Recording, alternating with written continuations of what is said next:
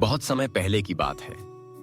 उज्जैन नगरी के प्रतापी राजा विक्रमादित्य अपने न्याय, साहस और बुद्धिमत्ता के लिए दूर दूर तक प्रसिद्ध थे।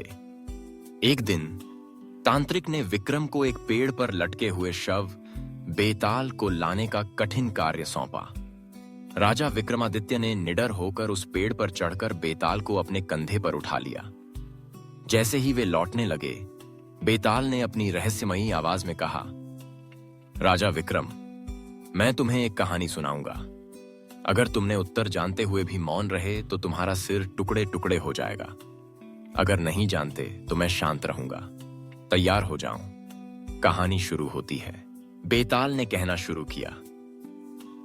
बहुत समय पहले दक्षिण भारत के एक छोटे से गांव में एक प्रतिष्ठित आचार्य रहते थे। उनके 3 शिष्य थे, सुरेश, रमेश और दिनेश। तीनों ही बहुत होनहार थे, परंतु उनकी बुद्धि और चरित्र में अंतर था। आचार्य ने अपने जीवन के अंतिम पड़ाव पर शिष्यों की परीक्षा लेने का निश्चय किया। एक दिन आचार्य ने तीनों शिष्यों को बुलाया और कहा, मेरे बच्चों, मैं चाहता हूं कि तुम तीनों मेरे लिए एक एक विशेष वस्तु लेकर आओ, जिससे मुझे लगे कि तुम मेरे योग्य उत्तराधिकारी हो सकते हो। तीनों शिष्य अलग अलग दिशाओं में निकल पड़े। पहला शिष्य सुरेश नगर के सबसे बड़े बाजार में गया। उसने सोचा कि आचार्य के लिए सबसे कीमती वस्तु लानी चाहिए। काफी ढूंढने के बाद उसने एक सुंदर स्वर्ण मुकुट खरीदा। दूसरा शिष्य रमेश गांव के बाहर एक वृद्ध महिला के पास पहुंचा, जिसे सब माता कहकर पुकारते थे। रमेश ने पूछा, माते, मेरे आचार्य के लिए सबसे मूल्यवान क्या हो सकता है? माता मुस्काई और एक पुरानी परंतु पवित्र किताब उसे दे दी। तीसरा शिष्य दिनेश जंगल की ओर निकल पड़ा। उसे रास्ते में एक घायल पक्षी मिला। दिनेश ने पक्षी की देखभाल की, उसके घावों पर मरहम लगाया और जब पक्षी उड़ने के योग्य हुआ तो उसे आजाद कर दिया। उसके बाद दिनेश खाली हाथ लौट गया। तीनों शिष्य आचार्य के पास पहुंचे। सुरेश ने स्वर्ण मुकुट सौंपा, रमेश ने पवित्र ग्रंथ और दिनेश ने सिर झुकाकर कहा, गुरुदेव, मैं आपके लिए कोई वस्तु नहीं ला सका। मुझे रास्ते में एक घायल पक्षी मिला, जिसे मैंने ठीक किया और फिर उसे छोड़ दिया। मुझे लगा किसी प्राणी की सहायता करना अधिक महत्वपूर्ण है।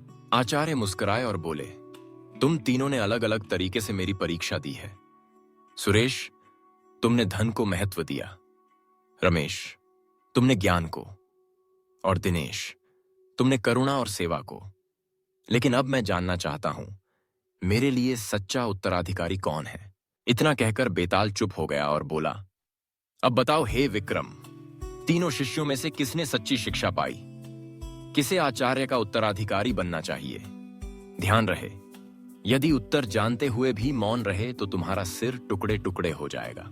विक्रमादित्य ने बिना देर किए उत्तर दिया, बेताल। तीनों शिष्य योग्य थे, परंतु सबसे श्रेष्ठ दिनेश था। उसने दिखाया कि सच्ची शिक्षा न केवल धन या ज्ञान अर्जित करने में है, बल्कि करुणा, सेवा और मानवता में है। धन और ज्ञान का महत्व है, परंतु बिना संवेदना और सेवा भाव के वे अधूरे हैं। एक सच्चा उत्तराधिकारी वही हो सकता है जो दूसरों के दुख दर्द को समझे और उनकी सहायता के लिए तत्पर रहे। दिनेश ने बिना किसी स्वार्थ के एक घायल प्राणी की सेवा की। यही सच्ची शिक्षा का प्रमाण है।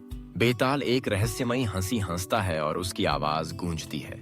राजा विक्रम, तुमने फिर मेरे प्रश्न का सही उत्तर दिया है। सच्चे गुरु का उत्तराधिकारी वह है जो ज्ञान, धन और शक्ति के साथ साथ करुणा, सेवा और मानवता को भी जीवन में उतारे। परंतु अब मैं फिर से उड़ जाता हूं। इतना कहते ही बेताल फिर उड़कर उसी पेड़ पर जा लटकता है। अब इस कहानी की सीख यह है, जीवन में धन और ज्ञान आवश्यक हैं, लेकिन उनसे कहीं अधिक महत्वपूर्ण है करुणा और सेवा भाव। जो व्यक्ति दूसरों के दुख और जरूरत को समझता है, मदद करता है, वही सच्चा इंसान है। सही मायनों में वही शिष्य या उत्तराधिकारी कहलाने योग्य है, जिसमें संवेदनशीलता और सेवा का भाव हो। हमें हमेशा दूसरों की सहायता करने के लिए तत्पर रहना चाहिए, चाहे वह छोटा सा प्राणी हो या कोई असहाय मनुष्य। यही मानवता का सबसे बड़ा धर्म है। तो मित्रों, याद रखिए, सच्ची शिक्षा का अर्थ केवल पढ़ाई लिखाई या धन अर्जन नहीं, बल्कि अपने व्यवहार, करुणा और सेवा भाव से समाज को बेहतर बनाना है।